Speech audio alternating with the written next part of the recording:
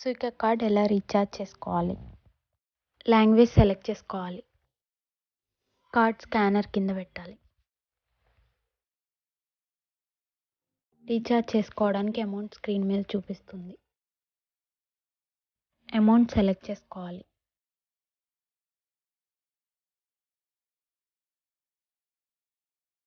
కార్డ్లో ఉన్న amount screen మీద చూపిస్తుంది.